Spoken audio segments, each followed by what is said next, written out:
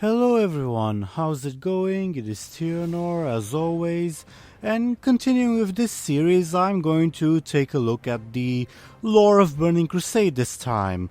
As a reminder, this video is basically a very opinionated look at 5 things I dislike about the lore of an expansion and 5 things I like about it, in addition to a small discussion on what I think of the overall direction of the story of said expansion.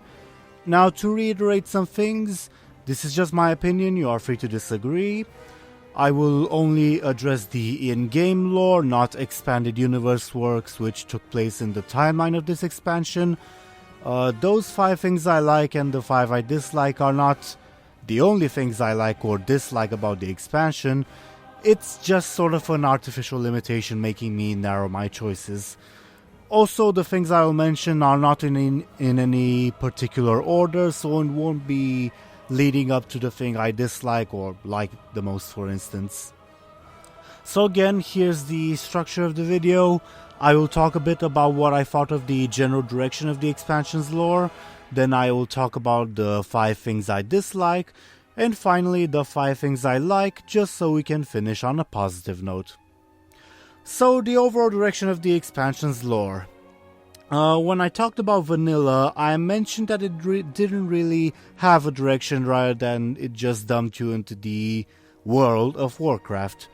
And I discussed that idea. Again, it's not necessarily a good or bad thing on its own. In regards to Burning Crusade, I think it's in a sort of transition period from this concept of not having a direction to the latter expansions which focused on a specific threat. As a result though, it seems a bit confused as to how to go about things. It still had that World of Warcraft approach where after the first few quests at the Stair of Destiny and then at Thrallmar or Honorhold, you sort of had a free reign on things, more or less like a sandbox game in a way. You can go help fight the Burning Legion, or contribute to stopping the tyranny of Gul'dan, or you could gather plant parts, help mushroom people against bigger mushroom people, or fight a bunch of ogres, just because. Technically speaking, the overall villain of the expansion is Illidan and his forces, but I'm not exactly sure I can make that call. After all, Gul'dan is not the final boss of the expansion. The final boss is Kil'jaeden and the Burning Legion. And really there's very little stated reason as to why we're fighting Gul'dan in-game. Not talking about later expanded universe works here. The story is, the Burning Legion invades through the Dark Portal, we push them back, secure a foothold in Outland, and we meet up with our old allies, the Sons of Lothar and the Mag'har, and the Alliance makes some new ones with the Draenei. We fight Illidan because he was fighting some of the Draenei and the Mag'har, and his forces tend to defend their territory when attacked. There's a disconnect here, and makes the overall story of Burning Crusade somewhat muddy. And not in the Game of Thrones complicated and grey kind of way, but in the I am confused what kind of way. For better or worse though, Blizzard did eventually learn from their mistakes in Burning Crusade in future expansions. So on to things I dislike, this would be the first, the disjointed story. The Burning Legion invades, so we fight back and decide to beat up Gul'dan. Then we fought around for a bit and fight Zul'jin randomly, of all people. And then suddenly the Burning Legion invades through the Sunwell. I think I detailed this point enough that we can move on.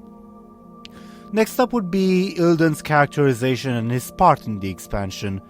It made pretty much no sense and was in conflict with his established character, and that's not a very good thing to happen to your major villain. At first they try to justify all the weird and pretty much mustache-twirling villainous things he did by saying that his duel with Arthas drove him completely mad. They then realized this wasn't working, so when they wanted to reintroduce him in Legion, they changed his character in an entirely different direction to save him, pretty much turning him into a tinfoil hat wearing hobo shouting about the end of the world, and they even had to write a novel to explain the nonsense of Burning Crusade. The novel wasn't particularly good, but at least it tried. Now I like Gul'dan. I like both his characterization before Burning Crusade, and I kind of like the tinfoil hat wearing hobo that he is now, but he is just a mess in this expansion. Next up would be that we didn't really get to do much of the great figures of Warcraft 2 beyond a dark portal. We had the opportunity to meet the great orc chieftains of the past, like Kar'geth Bladefist, Kil'jaeden Deadeye, etc., etc. And we had the opportunity to finally reunite with the Sons of Lothar. Now, I'm not going to criticize that they didn't include Turalyon and Illyria in Burning Crusade. That's fine, and I have no problems with, as long as they know what they're doing with them in Legion. But our interaction with the Sons of Lothar is basically, oh hey, I'm a Son of Lothar, here's my story and a few bits of optional dialogue, now go collect some boar asses and kill some fell orcs for me. The Horde, on the other hand, gets this. Kar'geth turned into a boss that barely makes an appearance in the story. Zul'jin the Whacked is a villain that only appears in one quest. Kil'jaeden Deadeye is dead, although he does have a son who's pretty cool. Tagar Spinebreaker is a random mob in Hellfire Peninsula. Mogor the Ogre is just a random champion in the Grand Arena. Zul'jin's treatment is pretty awful. Throughout vanilla, he was presented as this sort of messiah for the trolls, and was foretold to make the trolls great again when he finally shows up and such, only for him to randomly appear in a raid because he is understandably pissed off and die. Probably the old Horde character that got the most was Terran Gorefiend, who got a pretty cool but small question in Shadowmoon Valley. Next up would be the rather nonchalant way Burning Crusade treated some important artifacts. The Skull of Gul'dan? I think some of my guildies had it. It's a pretty nice trinket, I guess, though I imagine most of them vendored it when Wrath of the Lich King came out. For All the Stars Fury? No idea what that is. A pretty cool bow, it drops randomly from a boss. Not to mention the random legendaries you get when fighting Kael'thas that are discarded afterwards. And speaking of which, the final dislike on this list is Kael'thas' characterization. I think pretty much everyone who knew of Kael'thas before thought of him as a good guy, or at worst a good guy forced to do evil things. Then we find out he's an agent of the Burning Legion, he goes completely mad, and even decides to desecrate the Sunworld to summon Kil'jaeden and get power. Now this could have been a great story of a tragic hero who was ultimately driven mad and became evil, but we don't have the middle of that story, so it just goes from a valiant prince forced to ally with some questionable people to complete madman crushes everything his people ever believed in. Even now I hope that we can get something from Blizzard as to what happened in between with Kael'thas. So now that that's out of the way, let's move on to likes, since up to now this video seems to have been a pretty negative one. The first thing I'd like to mention is that they really did a great job at making Outland feel like an alien world with a great atmosphere, yet still managing to fit into the Warcraft universe. It also really does feel like a broken world, and its varied environments are pretty great. The fact that you can fall off the edge of the world pretty much speaks for itself, I think. Next up would be the reintroduction of the Draenei and the major changes they made to them, pretty much changing them from primitive tribesmen to, well, what they are today. They are a very interesting race and a great addition to Warcraft's lore in my opinion. I like pretty much all of the Draenei characters in the lore, and I especially like the struggles of the broken Draenei and the lost ones and their role in Burning Crusade's story. And of course the participation of the unaffected Draenei in the expansion story is very interesting as well, and I especially liked how Velen showed up at the Sunwell for the sort of epilogue of the expansion. And speaking of, next up would be the Blood Elf storyline in this expansion, again excluding what happened to Kael'thas' character. Eversong Woods and the Ghostlands are, I think, my favorite zones story-wise in all of Burning Crusade, and I like that there's so many dangers facing the Blood Elves, not just the Scourge, but the Forest Trolls, the Wretched, and so on. and you really get the sense that they are the remnant of once great civilization trying to rebuild, pretty much symbolic of their phoenix emblem. And I also like how the Blood Oaths of Azeroth approached Outland, how they were basically invited there by Kael'thas as a sort of promised land, and you can see that in the large number of pilgrims traveling to the planet.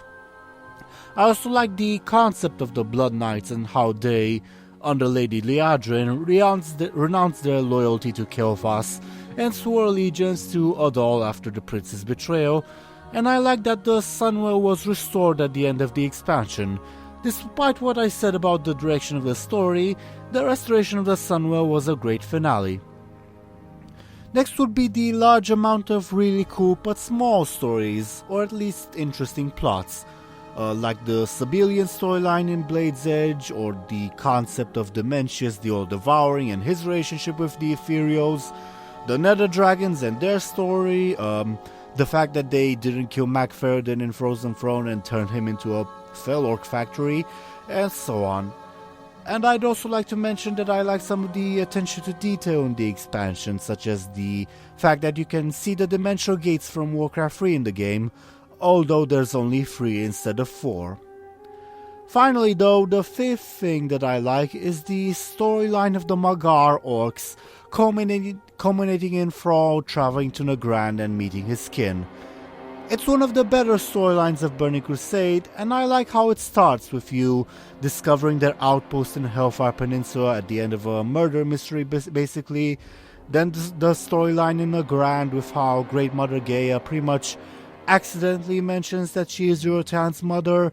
You reveal she has a grandson, and you offer to tell said grandson, namely Thrall, about her, and the touchy reunion that happens afterwards, combined with the fact that Thrall then meets the son of Grom Hellscream and tells him that his dad wasn't so bad. I wonder if that plot point will be important later on. So I suppose this is the end of this particular video. Leave any thoughts in the comments below, and I'll see you all later. Farewell.